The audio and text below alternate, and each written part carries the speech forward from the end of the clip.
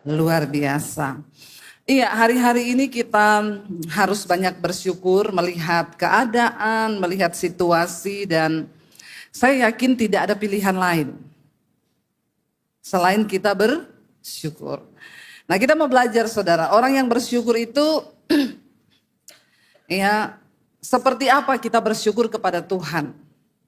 Kita buka bersama dulu 1 Tawarik pasal 16 ayat 34. Firman Tuhan berkata di sana demikian. 1 Tawarik 16 ayat 34. Bersyukurlah kepada Tuhan sebab ia baik, bahwasannya untuk selama-lamanya kasih setianya. Apapun keadaan kita hari ini, mari kita tanamkan di hati kita bahwa Tuhan itu baik. Bilang kanan kirimu, Tuhan baik. Walaupun keadaanmu tidak baik, tapi Tuhan tetap baik. Mari kita berusaha mengerti kehendak Tuhan dalam hidup kita saudara. Karena ingat kehendak kita dengan kehendak Tuhan itu berbeda. Apa yang menurut kita itu tidak baik, belum tentu di mata Tuhan itu tidak baik. Ya, karena konsep bahagia manusia dengan konsep bahagianya Tuhan itu berbeda. Amin. Kalau menurut kita bahagia itu kalau apa? Suami kita nurut. Amin ibu-ibu. Ibu-ibu langsung amin. Ya kalau suami kita dengar apa yang kita bilang, bahagia nggak ibu-ibu? Pokoknya nurut terus ya. Kita suruh gini nurut ya. Memang laki-laki itu tidak bercerita. Tahu-tahu ditaruh di gerbong paling belakang. Iya toh? Menurut kita konsep bahagia itu suami-suami kalau istri kita tuh nurut ya Pak ya. Ya istrinya tuh disuruh apa tuh nurut, dibilangi A, B, C nurut. Menurut kita tuh bahagia itu kalau ya yang ada di konsep kita. Makanya banyak orang tuh menikah, dia berpikir wah menikah itu untuk bahagia. Saya kalau konseling pernikahan saudara yang pertama saya bilang begini. Kamu jangan pernah mimpi menikah untuk bahagia loh. Amin. Nanti kamu kecewa. Karena konsep bahagiamu dengan konsep bahagia firman Tuhan itu berbeda, ya. Berbeda saudara. Ya, menurut kita tuh hidup itu bahagia kalau semua yang kita mau ada. Semua yang kita pengen itu tersedia. Tapi firman Tuhan bilang bahagia itu apa? Anggaplah sebagai suatu kebahagiaan apabila kamu jatuh dalam berbagai-bagai. Amin. Itu bahagia itu. Ya, kalau kita jatuh dalam berbagai-bagai pencobaan, anggaplah itu sebagai suatu kebahagiaan. Karena engkau tahu bahwa ujian terhadap imanmu itu menimbulkan ketekunan.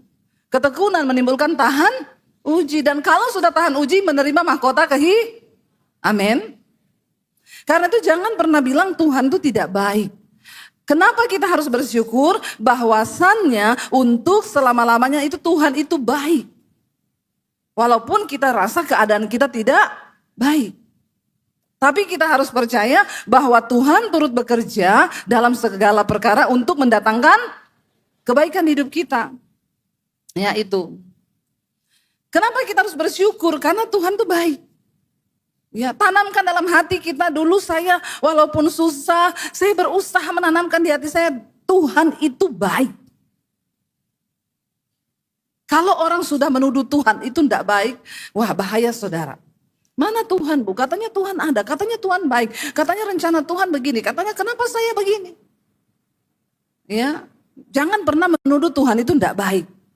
Karena engkau akan jadi manusia yang murtad dan kau tidak akan pernah melihat mujizat dan pertolongan Tuhan.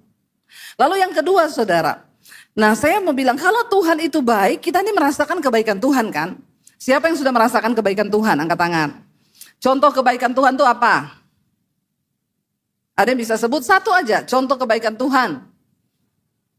Yang paling umum, yang kelihatannya sepele, simpel tapi itu kebaikan Tuhan. Siapa yang bisa angkat tangan? Dapat sepeda loh. Ya, satu kebaikan Tuhan apa? Ya kita masih bernapas kan kebaikan Tuhan tuh. Hidungnya masih oke semua buat napas. Nah itu berarti kebaikan. Kalau tersumbat satu coba. Susah. Kita bisa bangun pagi, buang air kecil, buang air besar, lancar. Tuhan baik gak? Baik, karena kalau kau tidak bisa buang air kecil, kau harus pergi ke rumah sakit. Biayanya berapa? Mahal. Apalagi kalau pakai BPJS, tunggu dulu. Sampai dokter datang. Ya. Karena kalau BPJS ya memang harus sabar-sabar saudara. Ya, namanya juga BPJS kan, biaya pas-pasan jiwa selamat. Jadi tunggu, ya tunggu sampai dokter datang. Jadi kalau kau tidak ke dokter, kau bisa buang air kecil, buang air besar pagi itu normal, itu kebaikan Tuhan. Anakmu sehat, ya rumah tanggamu baik, ya itu kebaikan Tuhan. Walaupun uang agak kurang-kurang sedikit, enggak apa-apa, Tuhan baik. Kenapa kita harus bersyukur? Karena Tuhan itu baik. Lalu bagaimana cara kita bersyukur? Yang pertama saudara, cara kita bersyukur dalam hidup ini, Mazmur 37 ayat 27. Orang yang bersyukur itu menghormati Tuhan. Dan cara dia bersyukur, Mazmur 37 ayat 27 berkata begini, baca bersama 1, 2, 3. Jauhilah yang jahat dan lakukanlah yang baik, maka engkau akan tetap tinggal untuk selama-lamanya. Orang yang bersyukur dia menghormati Tuhan. Dia menjauhi yang jahat dan melakukan yang baik. Saudara bisa bedakan yang jahat dan yang baik enggak? Ada yang tidak bisa bedakan? Kita semua kan bisa bedakan tuh, yang jahat itu mana, yang baik itu mana. Karena semua manusia itu diciptakan, dikasih otak sama Tuhan. Dan manusia kenapa dikatakan makhluk yang mulia? Kita bukan cuma punya otak, kita ini dikasih akal budi. Dikasih akal budi. Jadi kita bisa bedakan mana yang baik, mana yang jahat. Kucing itu punya otak enggak? Tapi kucing punya akal budi enggak? Kok tahu pernah jadi kucing? Ya? Kucing enggak punya akal budi, makanya dia enggak bisa bedakan mana yang baik, mana yang jahat. Dia enggak tahu kalau mencuri itu jahat. Tapi dia punya otak, bisa mikir dia. Saudara pukul kucing, besok dia lihat saudara lari enggak dia? Lari, dia tahu ini yang kemarin mukul saya. Tapi dia tidak tahu kenapa dia dipukul. Makanya satu saat anak saya tanya begini, Mam, itu kucingnya temanku naksir sama kucing kita loh. Kata anak saya waktu masih kecil. Emang kenapa deh? Ya enggak boleh, kucingnya itu sudah punya istri, dia punya anak. Sekarang dia naksir sama kucing kita, ya berarti kan dia selingkuh. Saya bilang sama anak saya, enggak bisa kamu bilang begitu deh, kucing itu enggak ada kata selingkuh. Kalau orang enggak boleh. Loh tapi papanya temanku itu sudah punya istri, punya anak, masih selingkuh, itu bapak-bapak kucing garong. Itu disebut bapak-bapak kucing. Kan ada lagunya, ini ulah si kucing garong. Iya toh bapak-bapak, jangan kau jadi kucing. Ya, saya bilang sama anak saya, kucing itu punya otak, tapi dia nggak bisa mikir mana yang baik karena dia nggak punya akal. Kalau manusia diciptakan Tuhan punya akal, harus bisa bedakan mana yang baik, mana yang jahat. Alkitab berkata Tuhan itu menuliskan hukumnya di dalam hati manusia supaya kita tahu. Jadi kalau ada manusia tidak bisa bedakan yang baik dan yang jahat, itu manusia kucing. Nah itu. Cara kita bersyukur pada Tuhan. Jauhilah yang jahat, lakukan yang baik. Supaya engkau tetap tinggal sampai selama-lamanya. Ya, mau umur panjang enggak? Siapa yang mau umur panjang? Enggak ada. Mau mati enggak? Aneh juga nih jemaat agak lain ya. Ya, Alkitab bilang supaya engkau tinggal selama-lamanya, anak-anak muda perhatikan, jauhi yang jahat, lakukan yang baik. Ayo kita mulai. Oh kalau saya ini tidur bangun jam 10, itu baik atau jahat? Jahat itu sama orang tua. Orang tua sudah bangun bekerja di dapur, kamu masih tidur sampai jam 10, itu namanya anak-anak kucing. Jangan ya. Kita tahu malas itu dosa, rajin itu baik. Ya, kita tahu. Kita tidak usah diajarkan. Kita tahu mana yang baik, mana yang jahat. Kita tahu mana dosa, mana tidak. Selingkuh itu dosa enggak? Ibu-ibu semangat sekali ngomongnya ya. Kenceng lagi ya. Dosa, bapak-bapak, selingkuh itu dosa. Ya, jangan kau coba-coba selingkuh karena sekarang ini banyak ani-ani. Di lapangan padel ada namanya Adel, ani-ani padel. Di lapangan tenis ada Anes, ani-ani. Ani-ani ini sekarang semua lapangan dia masuki. Jadi hati-hati. Di gereja ada ani-ani enggak? Ada. Jangan ada ani-ani menyamar ya jadi singers, bertobat ya. Bertobat, jangan ya. Tuhan tahu hidup kita ini Tuhan tahu. Ya. Jangan sekali-kali kita ini melakukan yang jahat karena Tuhan itu Maha melihat. Ya, sekarang juga jatuh cintanya selingkuhnya bukan cuma sama cewek, cowok sama cowok juga ada. Amin, yang boti-boti. Ya, jangan sampai ada di sini, saya doakan ya. Ya, lesbi-lesbi juga banyak sekarang sudah merajalela. Indonesia menjadi negara nomor 5 di dunia yang terbanyak LGBT. Ya, bayangkan saudara, nomor 5 di dunia. Apa yang sedang terjadi hari-hari ini? Ya, bahkan tidak sedikit di dalam gereja. Kita berdoa loh, ini adalah satu kemurtatan yang luar biasa yang Tuhan benci. Kalau engkau mau melihat hidup, mau melihat hari-hari yang baik, jauhi yang jahat, lakukan yang baik. Ini artinya hidup di dalam pertobatan. Amin. Ya, bapak-bapak, kalau kau digoda di luar sana, makanya bapak-bapak coba taruh foto istri di dompet. Siapa yang di sini bapak-bapak ada foto istrinya di dompet, angkat tangan. Ya, ada bapak? Luar biasa ya, ada loh beberapa suami taruh foto istrinya di dompet ya. Luar biasa ya. Makanya bapak kuat karena kalau dimarahin bosnya di kantor, dimaki-maki bosnya dia selalu tersenyum, dia buka dompet dia tersenyum. Satu kali tanya sama bosnya, kamu kok tiap saya marah, kamu ndak tersinggung buka dompet senyum, itu kenapa? Coba mau lihat dompetnya, wih ada foto istrinya. Luar biasa istrimu, iya. Setiap kali bapak maki-maki saya buka dompet, tidak segala kamu sayang.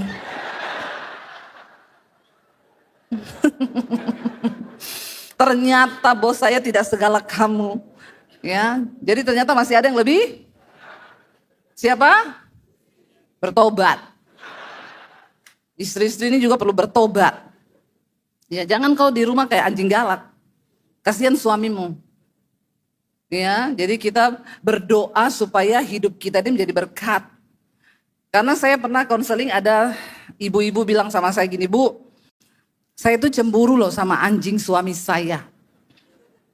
Kenapa? Suami saya itu tiap pulang kantor masuk ke kandang anjing. Belok ke samping rumah kandang anjing. Setengah jam dia mainan sama anjingnya, baru masuk rumah. Kalau masuk rumah juga mukanya berubah. Tapi kalau ketemu anjing itu senang, happy. Saya pernah berpikir saya mau racun nih anjingnya suami saya.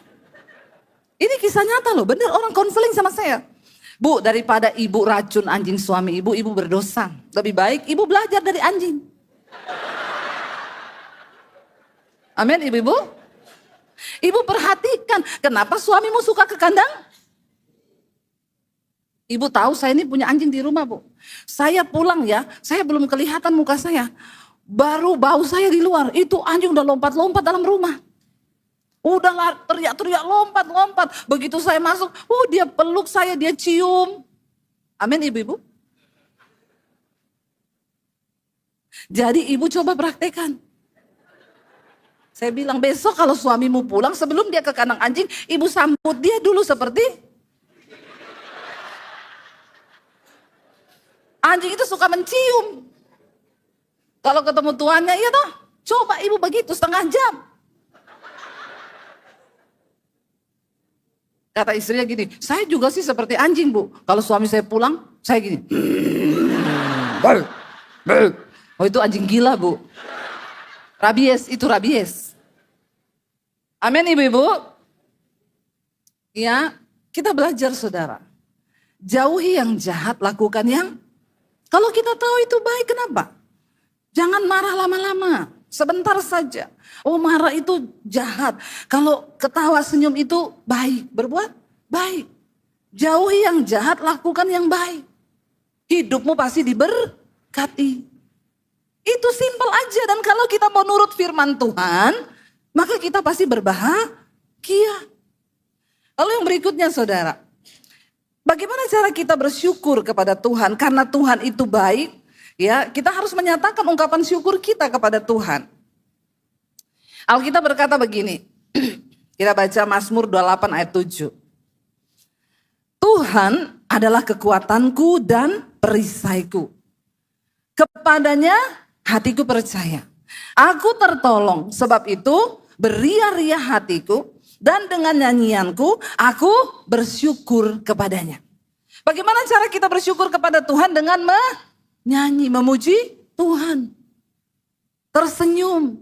Saya mau tanya Bapak Ibu, kau yang masih nyanyi di rumah, tiap hari nyanyi, berapa banyak? Yang masih nyanyi di rumah. Ini perkara simpel, tapi ini tuh luar biasa loh. Orang yang suka nyanyi itu hatinya gembira. Ya, siapa yang masih suka nyanyi? Di kamar mandi, di dapur, di rumah. Yang masih suka nyanyi angkat tangan. Ya, lagunya apa? Kau kenal Veronica kok. Bertobat kau ini ya. Kenapa itu Veronica ditanya-tanya terus? Semua tanya Veronica itu ani-ani kah itu Veronica itu kah? Ya, Veronica terus ditanya. Nyanyi lagu yang memuji Tuhan. Ya, jangan salah lagu. Karena ketika engkau nyanyi memuji Tuhan, Alkitab berkata Tuhan itu bertata di atas pujian umatnya. Dan ketika Tuhan hadir, maka kita mendapat kekuatan. Amin. Saya mempraktikkan itu ketika saya takut, ketika saya khawatir, ketika saya tertekan, saya nyanyi saudara. Ya, ketika saya menyanyi ada kelegaan. Ada kekuatan, makanya orang kalau konseling, Bu saya tertekan, saya langsung bilang nyanyi, enggak usah konseling, nyanyi. Kadang-kadang kebanyakan konseling juga. Coba praktikkan itu firman Tuhan, nyanyi. Waktu kita menyanyi ada kekuatan baru di hidup kita. Kadang masalahnya belum selesai. Sebab yang kita perlukan ketika kita menghadapi persoalan, seringkali yang kita butuhkan bukan jalan keluar dulu. Sebab untuk setiap masalah ada time limit. Tuhan tidak terburu-buru kasih kita jawaban. Alkitab berkata, berbahagialah orang-orang yang bertahan di dalam pencobaan. Seringkali yang kita butuhkan ketika kita diuji oleh Tuhan adalah kekuatan untuk bertahan. Sampai ujian itu, sampai cukup waktunya Tuhan, baru kita dikasih jalan keluar. Nah, dalam masa bertahan ini kita harus kuat. Apa yang bisa membuat kita kuat? Pujian kepada Tuhan. Ya, ayo kita menyanyi saudara. Bangun pagi coba menyanyi. Saya kemarin baca satu survei di Amerika. Mereka melakukan survei. Orang-orang yang kena kanker, yang stadium akhir. Itu dibuat survei. Jadi sekelompok orang disuruh tersenyum dan bersyukur sehari 4 kali. Dan ditemukan orang-orang yang sehari 4 kali ini bersyukur dan tersenyum. Ternyata mereka lebih bertahan menghadapi sel kanker itu. Tapi yang tidak ini cepat mati. Ternyata saudara benar Alkitab berkata hati yang gembira itu obat yang manjur. Satu kali ada bapak-bapak dia darah tinggi. Karena darah tinggi harus minum obat tiap hari. Lalu dia pikir-pikir gini, kalau saya minum obat tiap hari ini kan enggak bagus ya. Dia datang ke dokter, dok saya nggak mau minum obat tiap hari, saya ini tapi darah tinggi gimana ya? Ada nggak yang tidak usah pakai obat? Ya coba minum jus. Dokter kasih resep, pagi jus timun sama jeruk. Nanti siang timun sama apel. 1 hari 4 kali. Nanti balik ke sini ya 1 minggu. Gimana perubahannya? Dia seminggu balik. Iya dok, kenapa? Stres saya, darah saya enggak turun. Sehari saya mencret. Ya, saya nggak mau lagi coba itu. Ada nggak lagi resep apa yang enggak usah pakai obat? Dokternya bilang coba ya coba. Bapak sehari harus tersenyum minimal 20 kali. Tersenyum sambil tertawa ada suara sedikit. Karena ketika Bapak marah, tegang, itu hormon kortisol diproduksi sama tubuh. Darahmu mengental, jantung memompanya berat. Makanya naik tensi. Kalau kau marah, tegang, itu tubuh memproduksi hormon kortisol. Tapi kalau Bapak senyum, tertawa, tubuh itu produksi endorfin. Hormon yang menenangkan. Nah, itu darah bisa turun. Bapak nggak usah pakai obat, coba aja sehari tersenyum 20 kali. Oh, oke. Dia pulang dari dokter, sopirnya, kemana Pak? Pulang Mas. Sopirnya, tumben Bapak ya. Padahal biasanya pulanglah, mau kemana lagi? Orang darah tinggi itu cenderung marah-marah. Karena memang darahnya itu kental. Jadi stres, kortisolnya banyak dalam darah. Dia pulang di rumah, istrinya tanya dari mana Pak? Biasanya, ngapain tanya-tanya? Terserah saya mau dari mana? Istrinya tanya dari mana Pak? Dari dokter mah.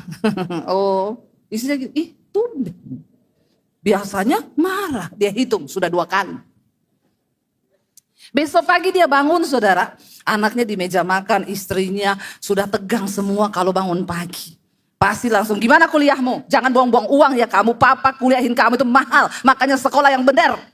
Ini bangun pagi, anaknya pagi Pak. Pagi. Gimana kuliahmu? Anaknya, kenapa papa jadi begini? Lalu ya udah papa berangkat dulu ya, kuliah yang benar loh ya, mahal loh itu kuliah. Dia hitung sudah 5 kali. Sampai di kantor dia datang saudara. Biasanya kalau dia datang di kantor, itu pegawai-pegawainya lagi ngobrol kan.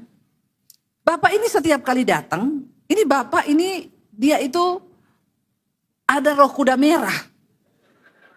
Roh kuda merah itu di kitab Wahyu, roh pencabut damai sejahtera. Orang-orang darah tinggi itu biasa dia dihinggapi roh kuda merah. Marah terus. Jadi kalau dia datang orang lagi ketawa langsung hilang semua senyumnya. Ada orang datang membawa roh, bapak-bapak kau di rumah jangan kau bawa roh kuda merah ya. Juga ibu-ibu, amin. Dia masuk di kantor semua lagi langsung, bos datang bos diem. Tiba-tiba pagi Pak, pagi.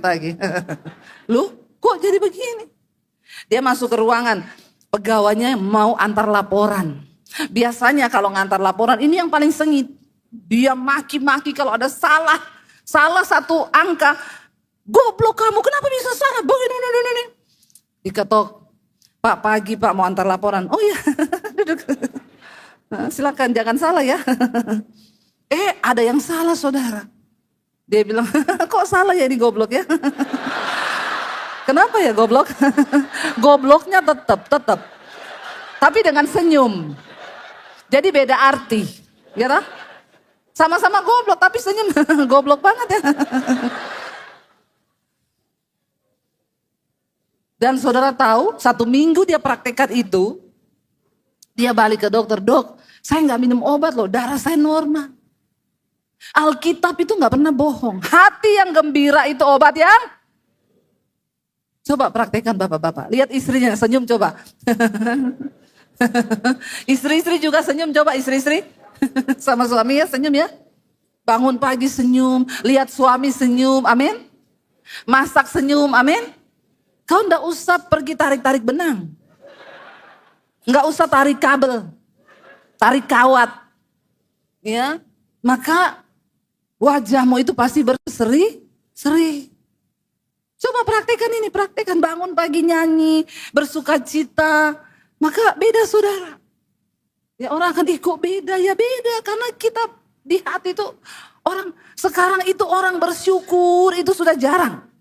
Kenapa di jalan sekarang kita lihat di media sosial, dikit-dikit orang berantem, dikit-dikit ribut, di jalan saling pukul, tukang ojek ketemu sopir angkot berantem. Kenapa saudara? Karena orang akhir zaman memang dibuat tidak bisa bersyukur. Ketika kita bersyukur, Alkitab berkata jangan lihat keadaanmu baru kau bersyukur.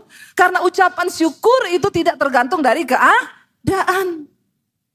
Tapi kita percaya Alkitab menjamin orang yang bersyukur akan mengalami berkat Tuhan. Yang pertama apa? Kesehatan. Hati yang gembira, obat yang manjur. Kalau Alkitab tulis begitu berarti benar enggak saudara? Benar, Alkitab itu teruji kata firman Tuhan. Teruji, murni dan memang ya dan amin. Jadi bapak-bapak yang darah tinggi. Siapa yang darah tinggi sini? Ya hati-hati ya. Begitu kau marah, tubuhmu memproduksi kortisol, hormon stres. Kalau kortisol tinggi dalam darah itu penyebab kanker. Ya, itu penyebab segala macam penyakit, itu penyebabnya. Tapi ketika hatimu bersuka cita, hatimu bergembira, darahmu itu lancar. Ya, tubuhmu itu produksi hormon, itu sejenis morfin.